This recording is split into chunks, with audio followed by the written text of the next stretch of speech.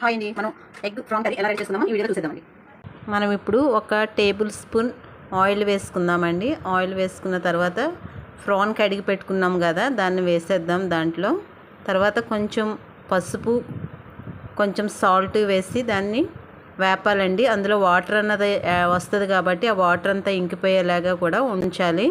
ఆ వాటర్ అంతా ఇంకిపోయిన తర్వాత మనం వాటిని ఒక బౌల్లోకి తీసేసుకోవాలి.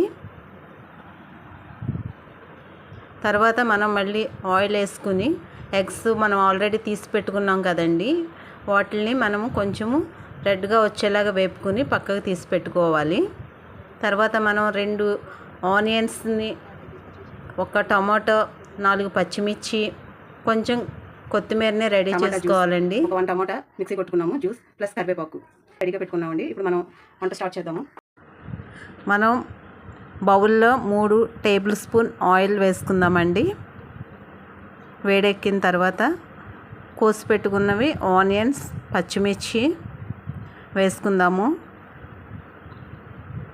దాన్ని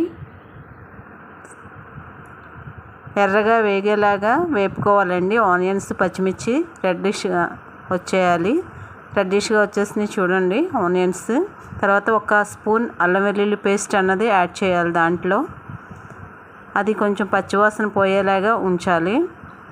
తర్వాత టమోటా మనం మిక్సీ చేసి పెట్టుకున్నాం కదండి, దాన్ని జ్యూస్ ఇందులో వేయాలి. వేసి దాన్ని కూడా పచ్చిదనం పోయేదాకా వేపాలి. తర్వాత కొంచెం పసుపు, కొంచెం సాల్ట్, 2 స్పూన్ల కారము వేసుకోవాలి. తర్వాత ధనియాల పొడి 1 స్పూన్, జీలకర్ర పొడి 1 స్పూన్ వేసుకోవాలండి. దాన్ని కూడా అలా వేపుకోవాలి. వేపుకున్న తర్వాత మనం ఆల్రెడీ ఫ్రాన్ వేపుకుని పెట్టుకున్నాము, ఎగ్ కూడా వేపుకుని పెట్టుకున్నాము, అవి అందులోకి యాడ్ చేసుకోవాలండి. యాడ్ చేసి ఒక 2 మినిట్స్ పాటు ఉప్పు కారం పట్టేలాగా వాటికి మనం ఉంచాలండి. 2 మినిట్స్ అయిపోయిన తర్వాత కరివేపాకుని కొంచెము నీసు స్మెల్ అన్నది రాకుండా దాంట్లో కొంచెం మధ్యలో వేసుకోవాలండి. వేసుకుని కొంచెం అది వేగేలాగా తిప్పుకోవాలి. తిప్పుకున్న తర్వాత మనము ఒక 1/2 గ్లాస్ వాటర్ని తీసుకుని అందులో యాడ్ చేయాలి. ఒక 10 మినిట్స్ పాటు ఆ వాటర్ అంతా కూడా ఎగరాలండి. ఎగిరిన తర్వాత ఆయిల్ అంతా కూడా పైకి వస్తుంది.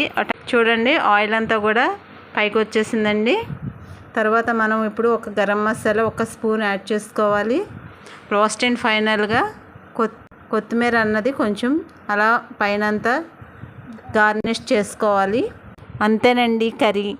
మీకు నచ్చినట్లయితే లైక్ చేయండి, షేర్ చేయండి, సబ్స్క్రైబ్ చేయండి.